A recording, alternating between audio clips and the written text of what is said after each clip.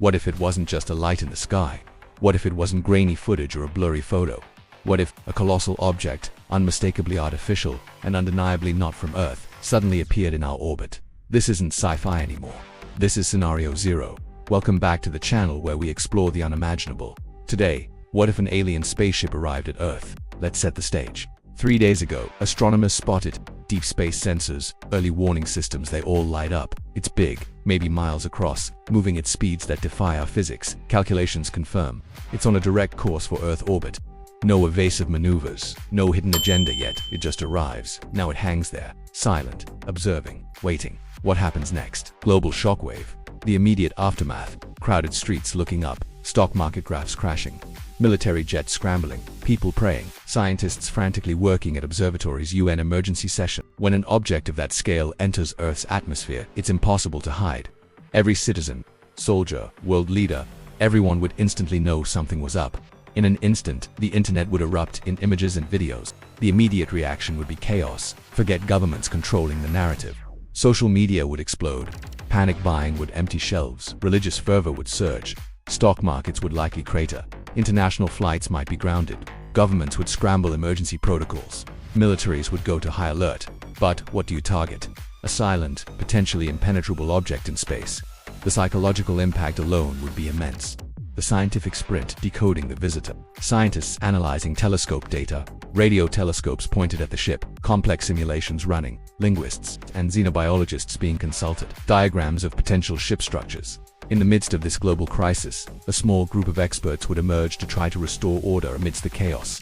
Astronomers, physicists, radio scientists, cryptographers, biologists and sociologists. Anyone who could help decipher the mystery of the ship would be mobilized. Their biggest challenge is collecting enough data to form even a partial picture of what they are dealing with.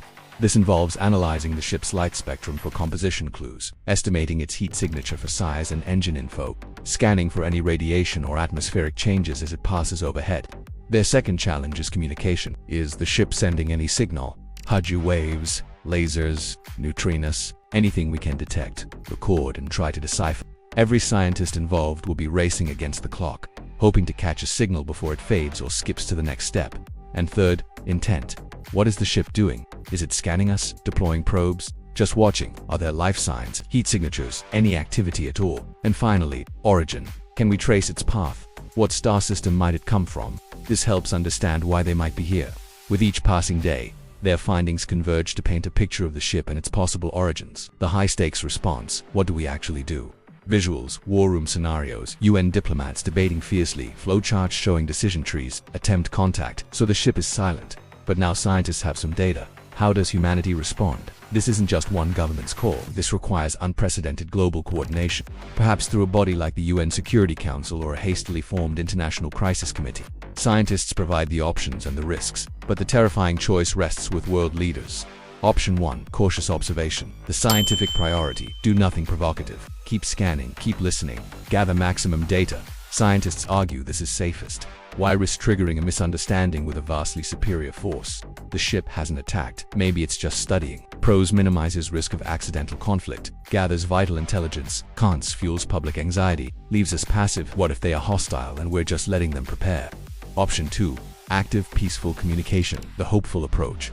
Send deliberate universal signals. Math: prime numbers, physics, hydrogen line frequency, peaceful imagery.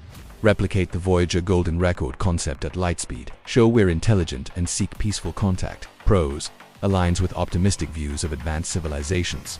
Could lead to dialogue. Cons: might be misinterpreted as a challenge or noise.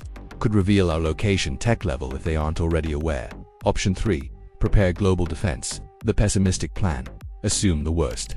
Ready every missile, laser and space asset we have. Coordinate global militaries under a single command. Prepare for an attack. Pros: shows resolve. Might deter aggression if they care. Cons: incredibly provocative. Likely futile against superior tech. Could cause the attack we fear by misreading a non-hostile action. Diverts resources from science communication. Option 4. The Dark Forest Gambit. Extreme caution.